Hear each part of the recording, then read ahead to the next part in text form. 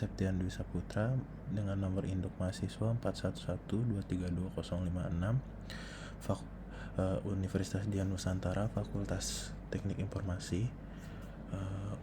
Berikut adalah video penjelasan jawaban saya untuk soal UAS perancangan sistem basis data yang didoseni oleh Bapak Muhammad Badrul. Untuk soal 1 yaitu mahasiswa mampu menganalisis dan menginformasikan normalisasi dan tahap normalisasi pada database. Di sini jenis soalnya itu PBL ya, yaitu Project Based Learning. Untuk deskripsi soalnya itu sebuah apotek demo ini bebas berarti ya, yang berlokasi di daerah Tangerang melakukan transaksi penjualan obat ataupun alat kesehatan lainnya.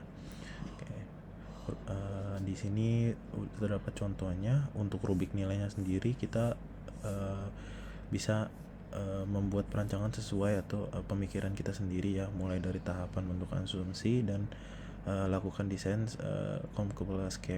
skemanya dari kasus tersebut, yaitu tahapan normalisasi, pembuatan IRD, dan pembuatan tabel relasi sampai implementasinya, yaitu kesatuan software DBMS.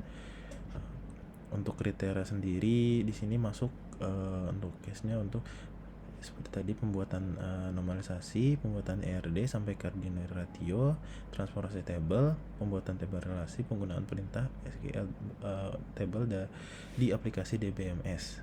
Oke. Di sini saya sudah membuat jawabannya. Oke. Untuk normalisasi sendiri ini menggunakan satu NF dan 2 NF.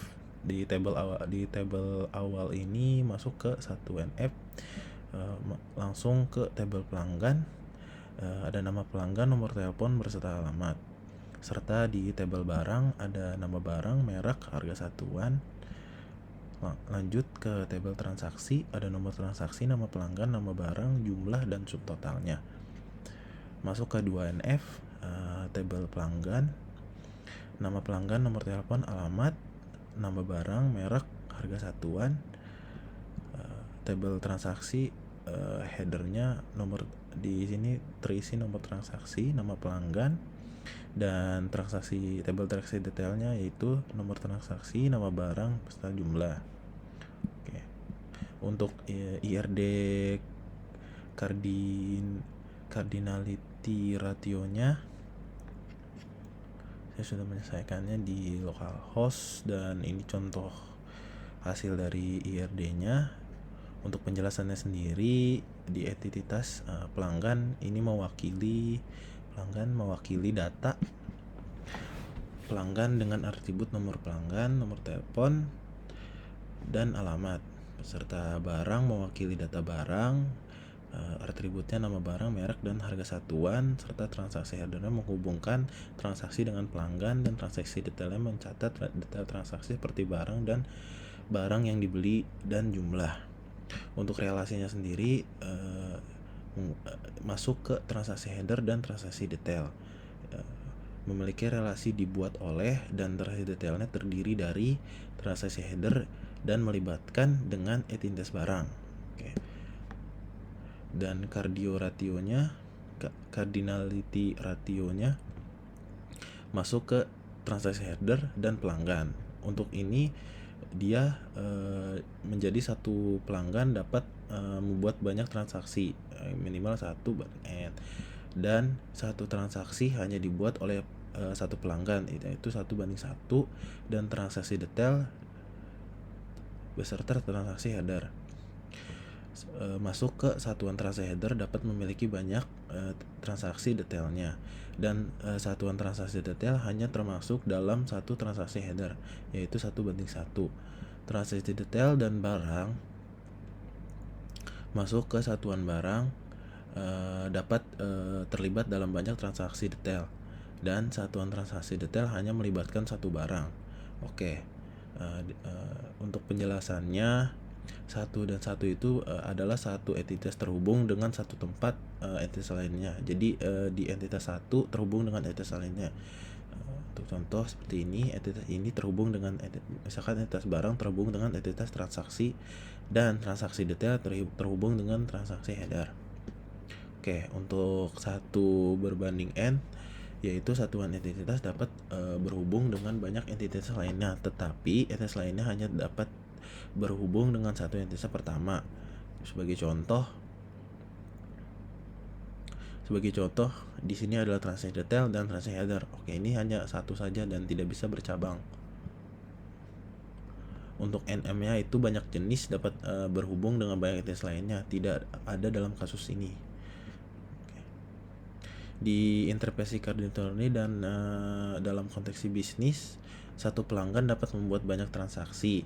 Ini berarti seorang pelanggan dapat melakukan beberapa pembelian dan satu transaksi hanya dibuat oleh satu pelanggan. Setiap transaksi hanya dikaitkan dengan satu pelanggan, dan satu transaksi header dapat memiliki banyak transaksi detail, yaitu satu transaksi hanya terdiri dari beberapa item barang yang berbeda. Lalu satu transaksi detail hanya melibatkan satu barang. Di setiap baris dalam transaksi detail hanya mewakili satu jenis barang. Oke, lanjut ke transformasi tabel IRD-nya. SQL-nya langsung dapat dibuatnya. Oke.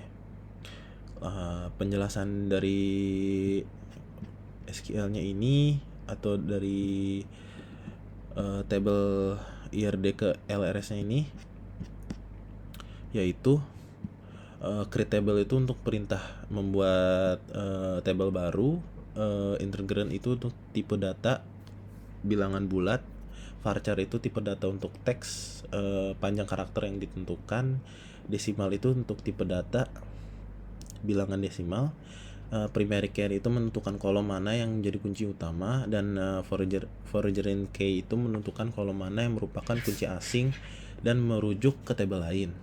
Oke, pemataan IRD ke LRS sendiri itu dapat masuk ke entitas pelanggan menjadi tabel pelanggan, dan entitas barang menjadi tabel barang, dan entitas transaksi dibagi menjadi dua tabel, yaitu transaksi header dan transaksi detail. Serta transaksi header menyimpan informasi umum tentang transaksi, nomor transaksi atau nomor pelanggan, dan detail pelanggan. Transaksi detail menyimpan detail item yang dibeli dalam setiap transaksi.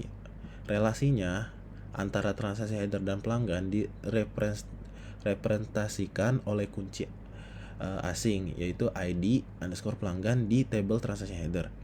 Relasi antara transaksi detail dan transaksi header serta barang direpresentasikan oleh kunci asing, nomor underscore transaksi dan ID barang di tabel masuknya ke transaksi underscore detail. Oke, untuk pembuatan tabel relasi sendiri, penjelasannya adalah di sini primary key menentukan kolom kunci utama, dan foreign key menentukan relasi dua tabel.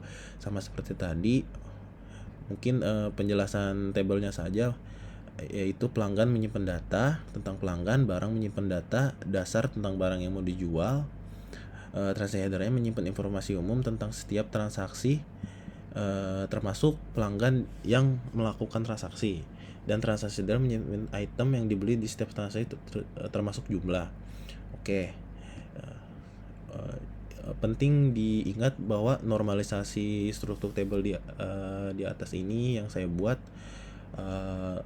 bentuk normalisasi yang baik dan meminimalisir redundasi data dan anomali, serta tipe data sesuai tipe, yaitu varchar dengan panjang yang cukup.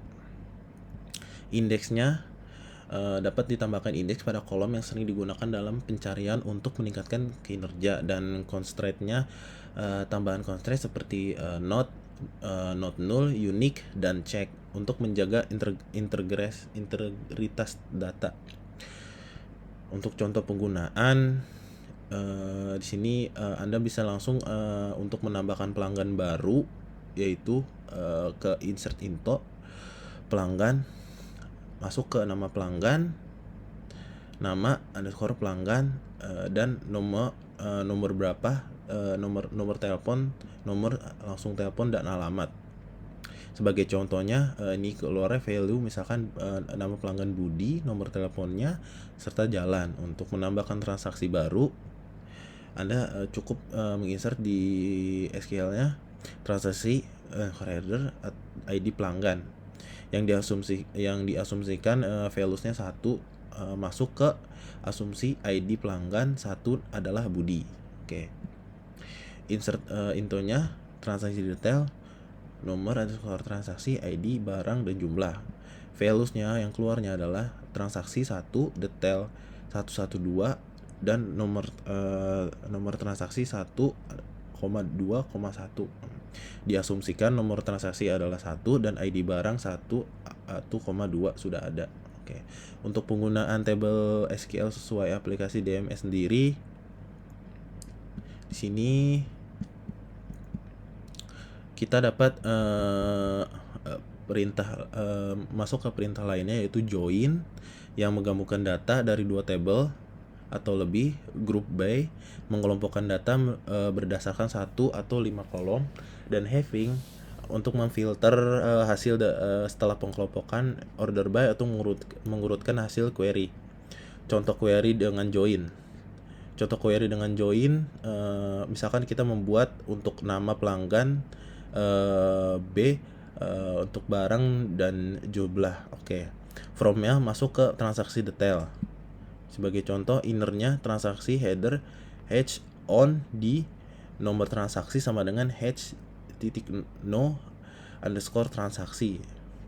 Dan inner join pelanggannya sama seperti di atas, tinggal mengikuti saja. Untuk kodenya yaitu p on h titik id underscore pelanggan per p id underscore pelanggan. Oke. Untuk query di atas sendiri itu menampilkan nama pelanggan, nama barang, dan jumlah barang yang dibeli dalam setiap transaksi.